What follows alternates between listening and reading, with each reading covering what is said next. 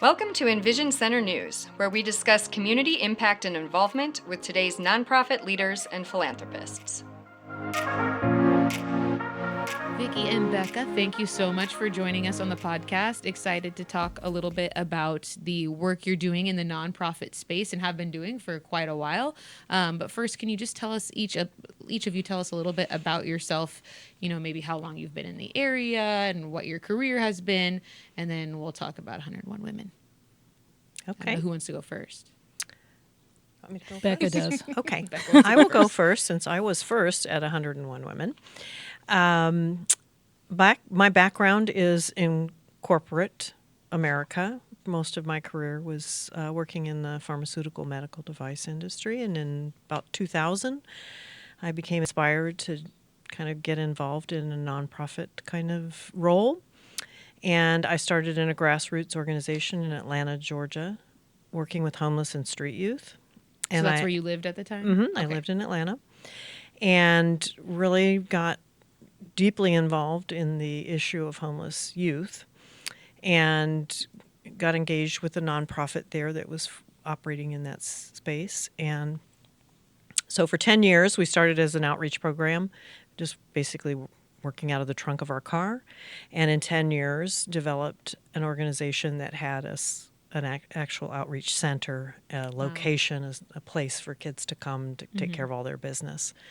And then we moved to Sandpoint in 2009, and I came looking for my place in the community, and I dabbled and tried a lot of different things. And So you weren't set on, it has to be homeless youth. You were just like, hey, I'm looking I initially thought it had to be youth because I felt like those were my people, And so I did some work at LPO, at the alternative school. I created a job readiness program for them there, and they kind of folded that into the curriculum there. And so for 4 years I did that, and that was really fun. But I dabbled with, here I was a CASA for a little while. Yeah. I did a little thing with a fundraiser with Angels Over Sandpoint. Just looked around, and someone invited me to a board meeting for what was then the Sandpoint Community Resource Center, now the EnVision Center. And so I got involved in helping them develop their strategic plan and never left after that. You're stuck. So that's a long story we won't go into now, but how it's relevant to 101 Women is a friend of mine, Jen McDonald, had this inspiration for 101 Women, and she knew what I had done and what I was doing with the Resource Center at the time, because we were an evolving grassroots kind of effort, same thing I had been doing in Atlanta. And so she had this idea, and she needed somebody who she felt could help guide and direct that effort. Mm-hmm. So she invited me to a meeting telling me that it would only be 2 meetings a year and it would be so easy. So, of course, I said, okay. But was the idea pretty clear in her mind, or was it like, I have an idea for some kind of thing that involves a lot of women, or like from the jump? She had heard of an organization, I believe in Colorado, who had a similar model, and she said, why don't we do that here? And so she was really the heart of it, the originator. And she talked to one of her friends who kind of got on board, and then they invited me to come and structure it a bit. And so that's how I got involved and stayed involved. Okay, cool. Vicki, what about you? I spent most of my career working in the natural foods industry. I was a grocery buyer at the Moscow Food Co-op for many years, and then I fell in love and moved to Sandpoint. As one does, it happens. In 2007. And I was involved with a small little startup online food co-op that doesn't exist anymore, called Six Rivers Market. And I was the manager of the market, and we've dealt with a lot of local farmers, brought you could order food online, and then we would have all the farmers come and deliver the food, and we would sort it, and people would pick it up. And that lasted about a year and a half, and then I got a job with Winter Ridge, and I was a store manager at Winter Ridge for 4 years during the expansion. And I also, at the time, was working with a nonprofit trade association that dealt with natural foods in the Northwest. So a lot of my previous nonprofit work had been with the natural foods industry. Okay. But of course, I've always been a supporter of nonprofits in the environmental sector. And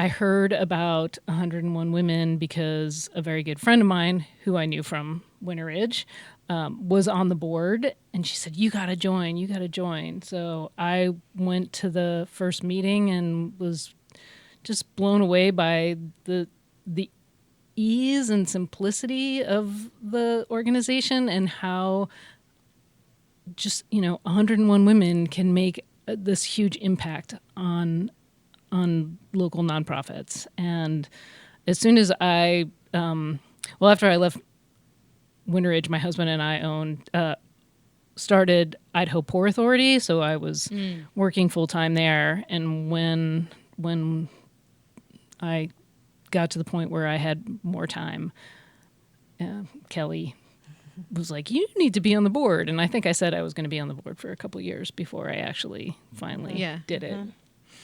What was the thing that finally got you to take the leap and officially join the board? I think I just felt like I had the time for it. I don't want to do something where I'm not fully invested in it and can focus. Yeah. So you've talked about the simplicity, you've talked about the model, but can you explain in clear terms, what is that model? Why is it simple? What makes it a really cool organization? Well, the concept is really simple. It's basically, let's get 101 women together, all who want to support the community, but maybe on a more modest level than what many can. And let's pool all those monies into one giant pot. Therefore, we can provide funding for some pretty hefty projects for our nonprofit communities. My experience here as a nonprofit was that it was pretty easy to get like a $500 check, maybe even a $1,000 check from organizations that were in the business of providing funding, but nobody was going to give you $10,000. And a lot of emerging nonprofits or even established nonprofits have projects that are pretty expensive to implement. So I was really a believer and a strong advocate that we keep the gift at no less than $10,000 because it has to be meaningful in order to, which interestingly enough, some organizations that applied early on, they couldn't think of a $10,000 project. We still get applications where we're like, oh, well, we only need 5. And I'm like, well, we give out 10. Yeah, That's so interesting. I could come up with a few $10,000. No, it was kind of right an now. unexpected outcome, right? Yeah. It was sort of like, what? Because in my mind, there's never enough. Right. And it also might have been that initially we looked at funding projects, something that was very specific and had some boundaries around it. And over time, I think we discovered that operating expenses is really what most nonprofit organizations need help with. Because it's not the sexy thing that people want to write checks for Yeah, generally. people want to buy things. They want to help you with that thing or maybe that event or that project. But anybody who is in the world knows that it's staff. It's people to do the things that is probably the most needed and the least often funded.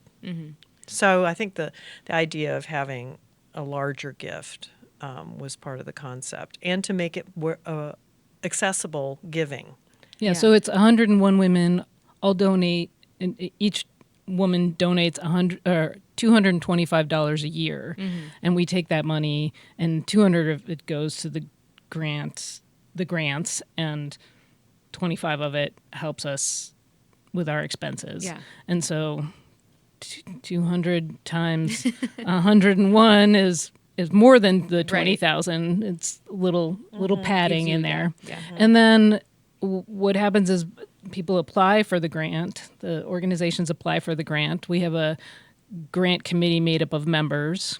We review all of the grant submissions and we narrow it down to three finalists. And then all of the 100, well, it's never actually been all, but as many of the 101 women who can get together, and the nonprofits present, the three finalists present, and then the members vote on who gets the grant. Why is it 101 and not 100 or 120? Or is there some kind of meaningful thing around, or just fun to say 101 women just rolls off the tongue and it's good branding? You know, or? you'd have to ask Jen McDonald. It was, I don't know if that organization that she was inspired by was 101. And if you looked around the country, there are versions of this everywhere. There's an organization in Coeur d'Alene but their checks are like $10,000, to join. So they're giving away big money. That's a big project. But the thing that appealed to me about this initially in 2016 when Jen first approached me, because I was like, no, I don't have time, was the idea of, again, a larger grant amount, and that it was seeming to attract a younger demographic.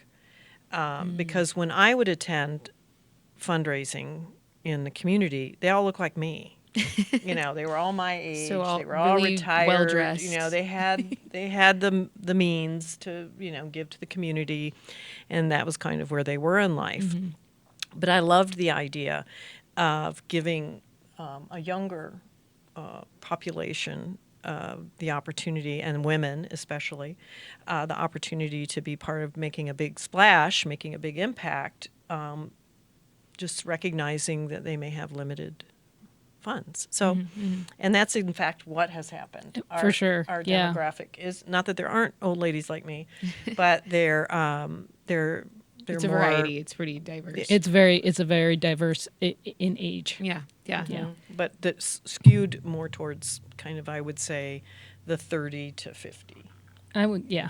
Yeah, that's great. And do you ever have men who are like, well, I'd like to participate? You tell them, go start 101 men. That's exactly what Pretty much. But no one's done that yet here. No. No, they haven't. That's interesting. What do you think is the power of it being like a women-only, like the importance of it being a women-only organization? I think in this community it matters.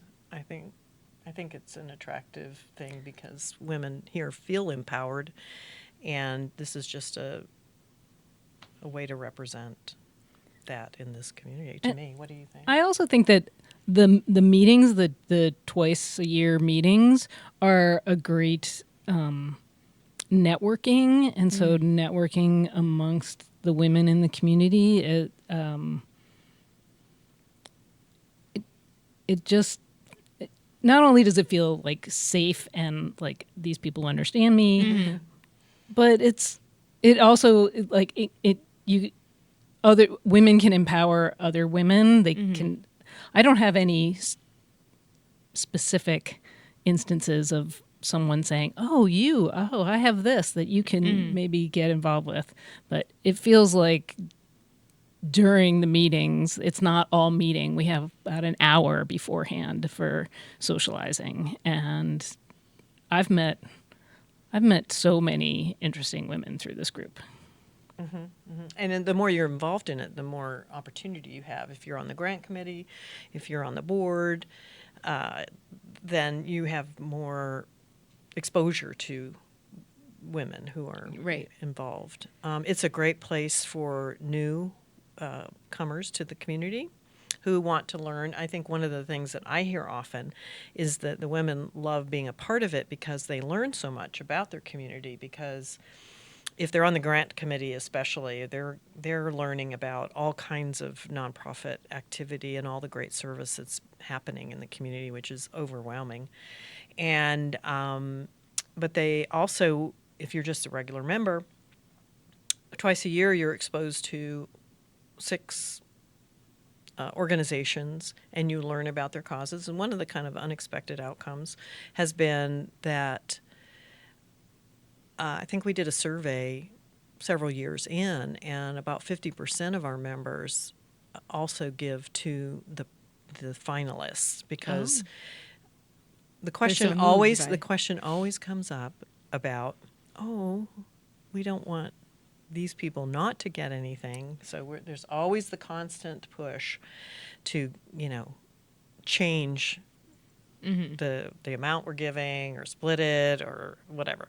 But it's comforting to know that, people are exposed to something they care about and they are impressed at what they've been exposed to.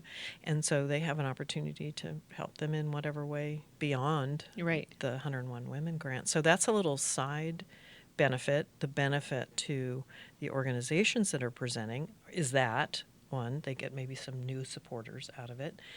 And they get a chance to tell their story to 100 women who are then going to go tell it to, 2 or 3 of their people, and, word gets out that way too. So, are you looking for anything specific with those applicants? Like, does it need to be an organization that helps women, or can it be any sector? Or we in the beginning we had it open to any nonprofit. There's 2 grant cycles. Yes, you have to serve Bonner County. You have to be a 501c3. But in the beginning, it was like whatever service you were providing, you could apply. And we realized that when, somebody who wanted to buy bikes for kids was going up against the food bank who needed food to feed people, like, it was just never a fair fight.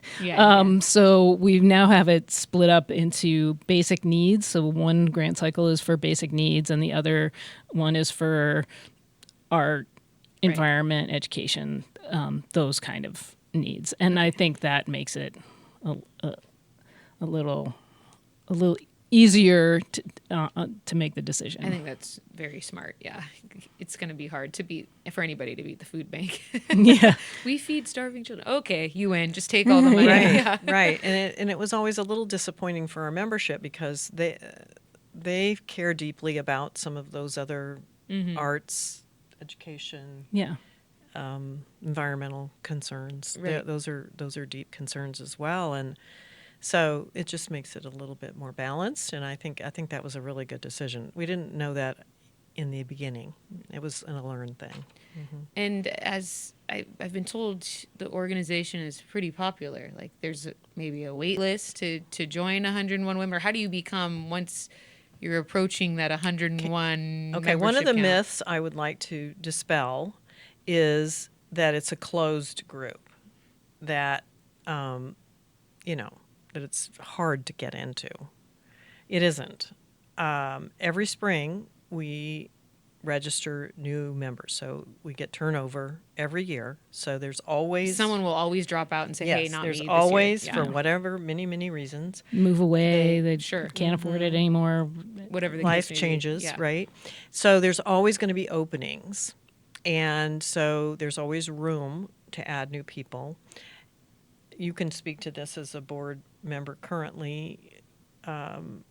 We always seem to be pushing right to the edge to get 101 women, which is interesting, because you'd think. What do you mean pushing to the edge? Like we don't often get a ton more than 101. It's always, that's the perfect number. That's like and the sweet and it's spot. very rare that we actually get exactly 101. We sometimes go a little bit below, and sometimes we go a little bit above, and so it Rarely 101. Through the years it averages out Yeah. to 101. It actually, I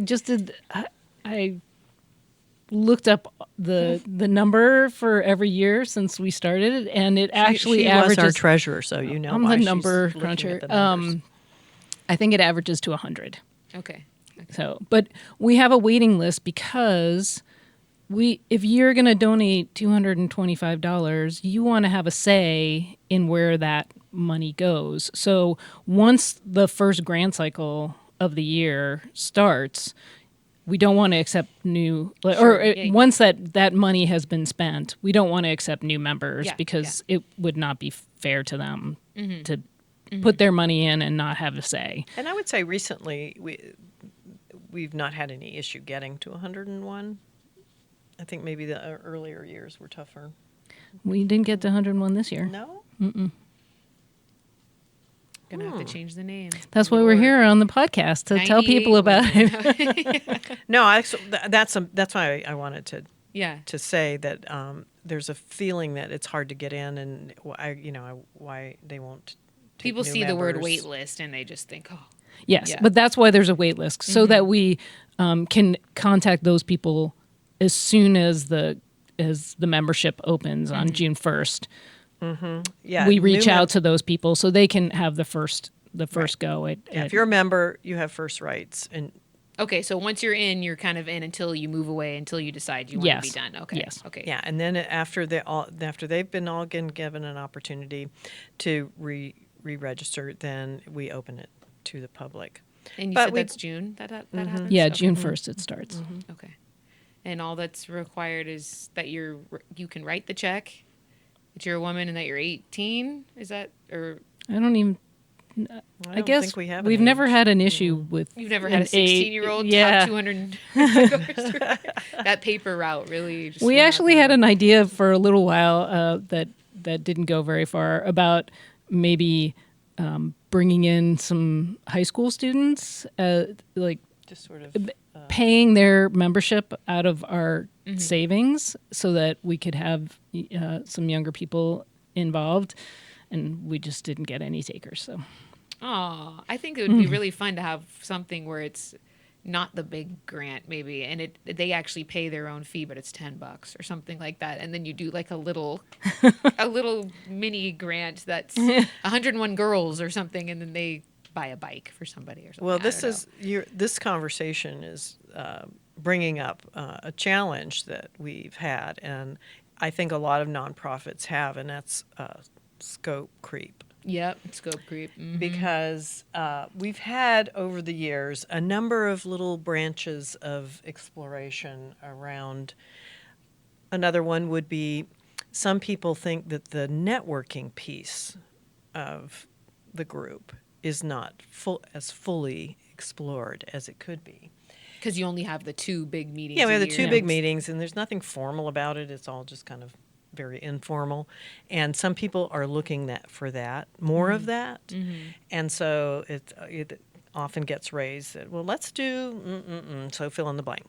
And so the board is constantly challenged with maintaining that simplicity.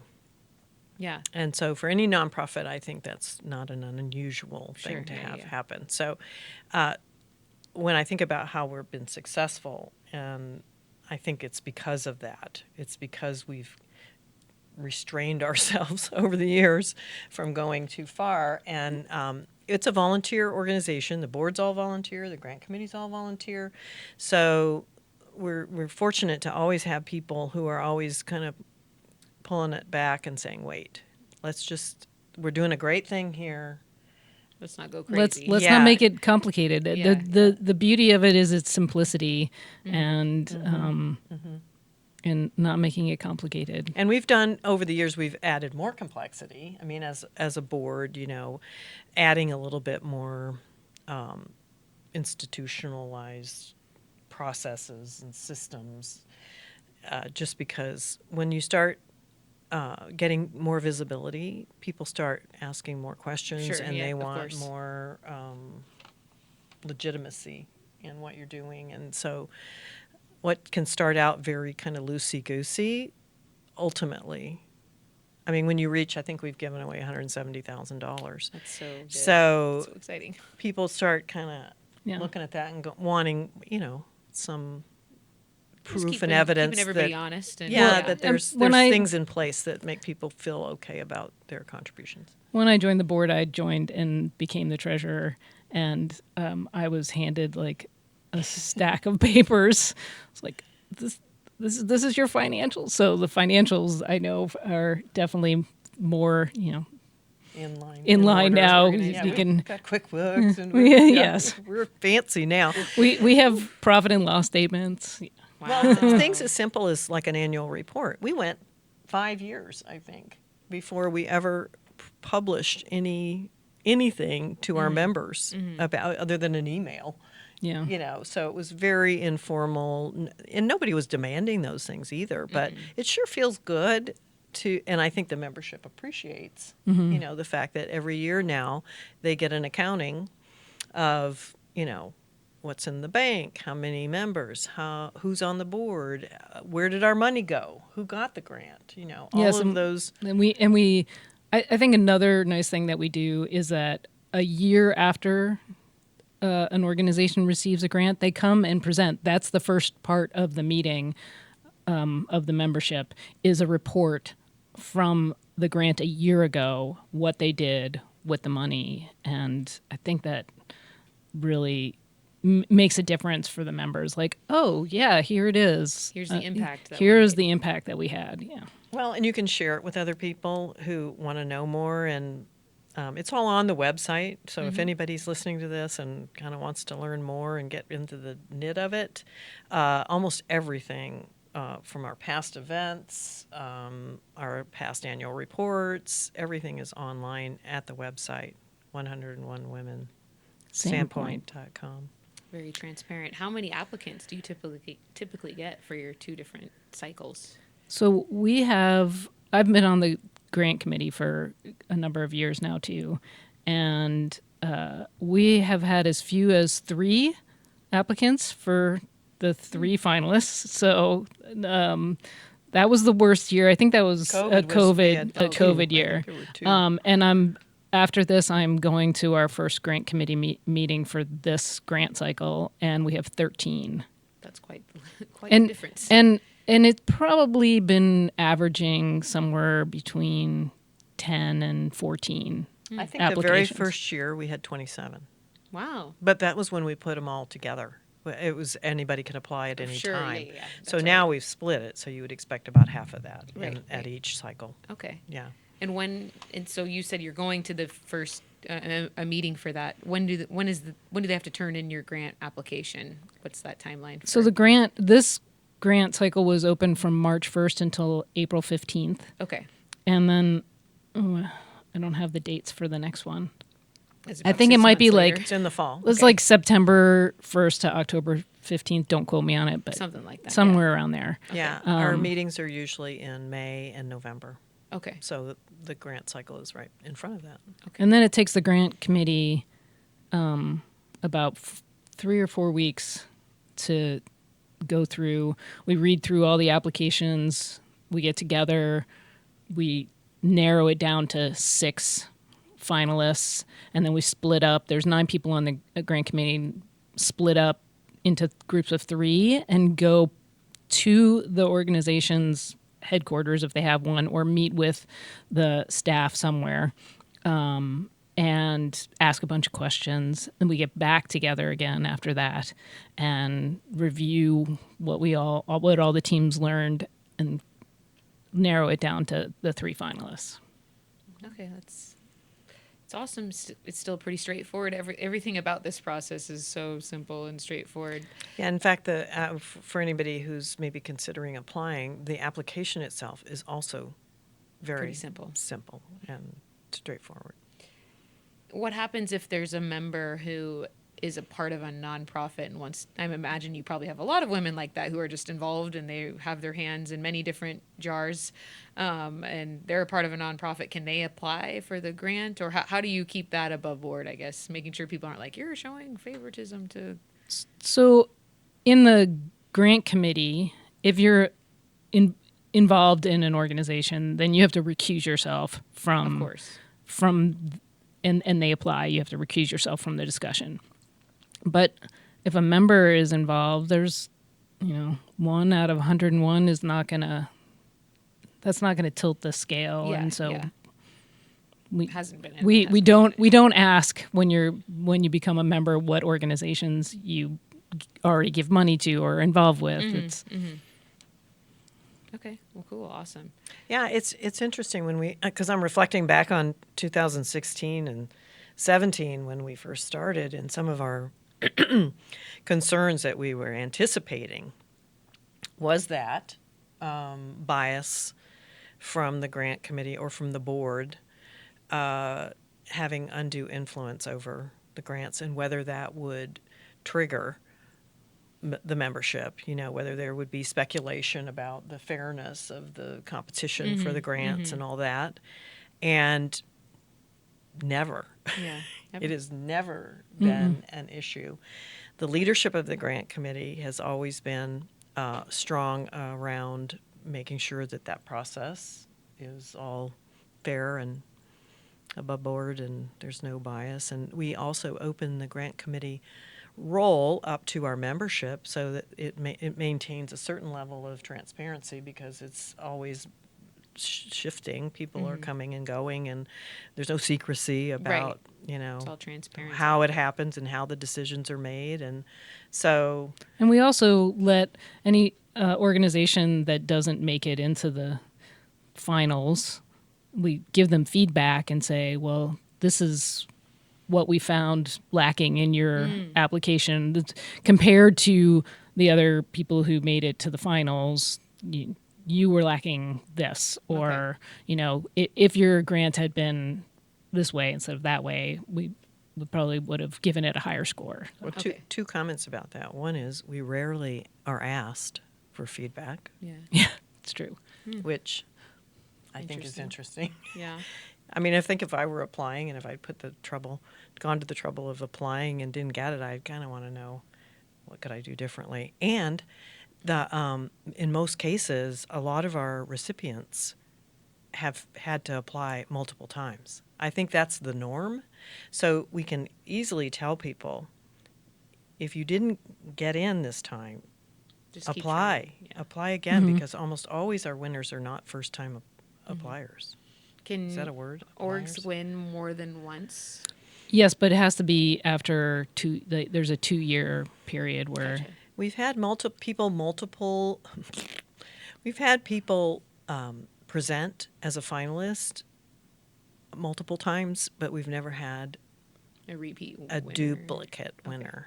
Not yet. It'll happen. Yet. Eventually. I have it'll down happen. here yet. It'll 'Cause happen as we'll ultimately run out of. Yeah, right. It'll happen. It'll happen eventually. And it's totally and fine. the way that the membership meeting works is that the 3 finalists, they get to set up a table with information about their organization. Members can peruse that information beforehand, and then all 3 nonprofits are there watching the other nonprofits present. And I have been told several times by organizations that didn't win, like, oh yeah, no, those guys definitely should have gotten it. You see someone else go and they're killing it, and you're just like, okay, Yeah. I already know. Yeah.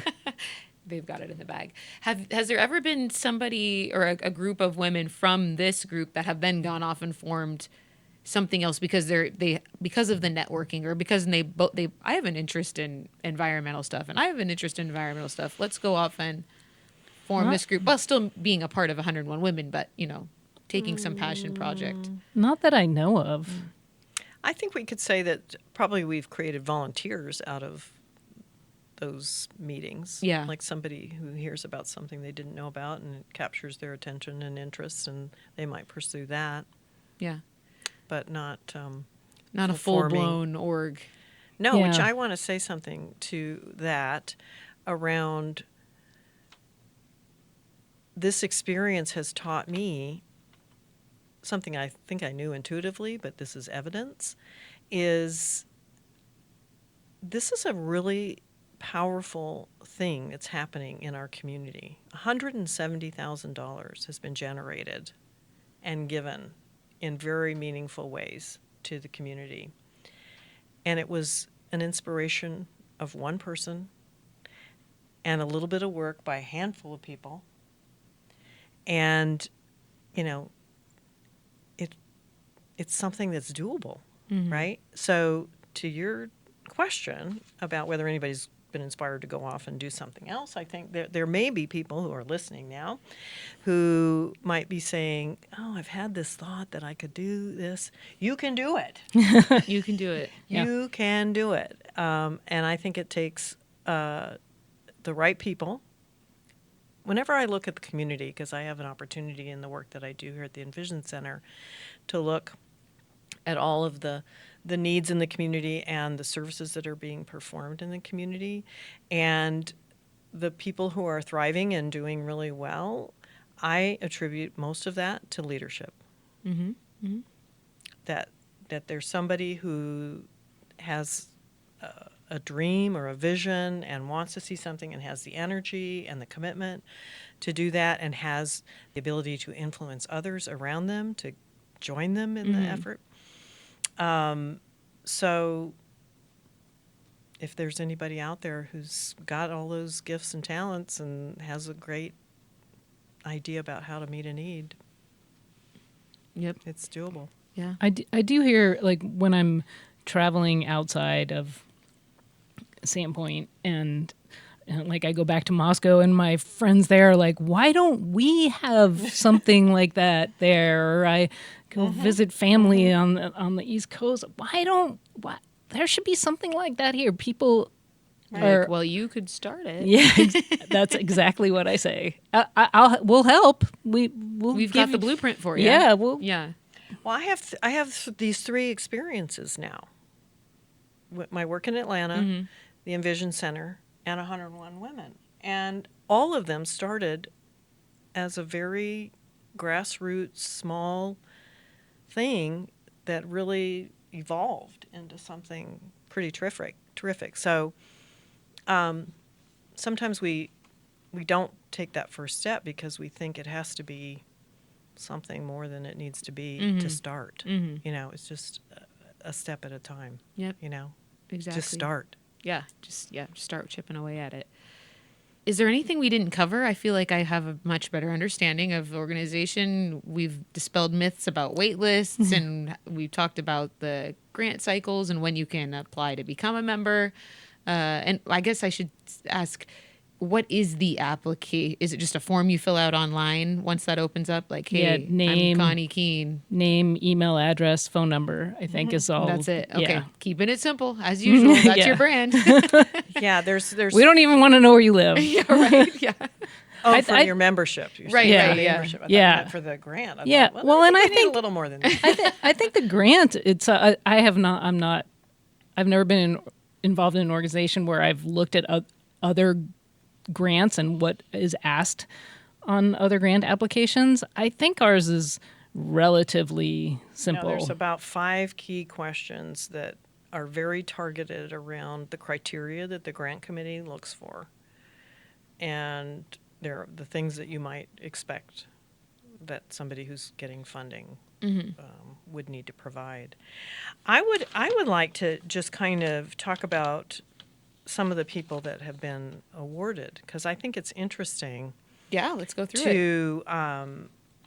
to hear about the ways that this organization is impacting the community at large. Now, some of them are ones that you might expect. The food bank, right? CASA, the senior center, Priest River Ministries, community cancer services, Food for Our Children, Bonner Homeless Transitions, and CASA. Did I say CASA? You did. Yeah. Yeah. So those are the kind of the basic need areas that have been supported through the funding, and there are things from providing a refrigerator for the senior center that provides hundreds and hundreds of meals for seniors, and We've provided a couple of refrigerators now. we're really into the refrigerator business. And same for the food bank. That these are things that they need to be able to provide the services they do, and it's a big chunk of money to do that. And sometimes it's providing staffing for things like the Bonner Homeless Transitions. What did we do for them? Do you remember?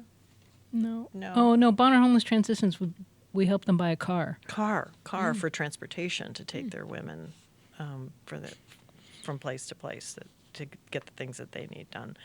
But to round that out, we've given money to UCAN, which is the We just interviewed those gals. program Yep. for disability, Yeah, they bought especially youth. specific equipment with it. Yeah, very cool Yeah. physical therapy kind of equipment. One of the ones I think the most enthusiastic recipient that I can remember is the North Idaho Aerospace program at the high school. And this is a group of guys over at the hangar that are really into airplanes, and they created this youth organization where they bring kids, high school kids primarily, to the airport and teach them how to build an airplane, all the things that have to do with aeronautics, and Their graduates have gone on to do amazing stuff, like work in the aerospace industry, in all aspects of the aerospace industry. And the one at the time that we offered this, I think 90% of that class that they were working with were girls. Pretty cool. So Well, in that case, I think the enthusiasm was around women supporting young women, right? But So- they also were able to bought an engine, and then the young women repaired it and turned it into a teaching unit. So you can, I've seen it. You can look into the engine compartments and take stuff apart, and it will last years and years and years and be a teaching tool for them. And they also, I think, bought a plane that they fixed up, and then I think they do this every year. They buy a plane and they fix it up, but we help them buy a plane, and that makes them money. So our $10,000 is continuing to like make the them money. Teach a man to fish instead of Yes. just giving him Yep. a fish. Yeah. So, and then there's all the cool recreational opportunities we have in this area with the Nordic Club and the Idaho Conservation League, the Teen Center. They have struggled so many years, and so I was really happy to see that they got some money to do the work that's Yeah. needed with our teens. You're really So, touching kind of every corner of the community, which is great. Powerful and awesome. Can't wait to see what happens this spring. Yeah. Exciting. Me too. I haven't started reading the 13 applications yet. It sounds so. really fun to go through. I don't know. To me, it seems like kind of fun to go through all of those. I mean, That- 13 is kind of a lot, but yeah. That's my favorite part Yeah. of the organ is being on the grant committee. And you just really understand what all of these amazing nonprofits in our community are doing. I often have to, send a check here or send a check there. She's an She's example one of of our yep. That's great. That's awesome. Well, is there anything else that we didn't cover that you think people should know? Well, it's a pretty cool organization. June 1st is coming up, so anybody listening who's interested, Sign up now. The waiting list is open There you at go. 101womensandpoint.com or .org. I think we have both. okay, great. So it doesn't matter what you type in. You'll find a way to 101 Just Google women. 101 women. Yeah, 101 Women Sandpoint, and You'll find them. we're the Awesome. only ones. Well, thank you so much for the awesome work that you do. It's really powerful, and gosh, maybe I gotta join 101 Women at some point. Yeah. Thank you, ladies. All right. Thanks. Thank Connie. you. Thanks for listening to today's episode. For more information, you can go to crecidaho.com. Please like, share, and subscribe. We'll see you again soon.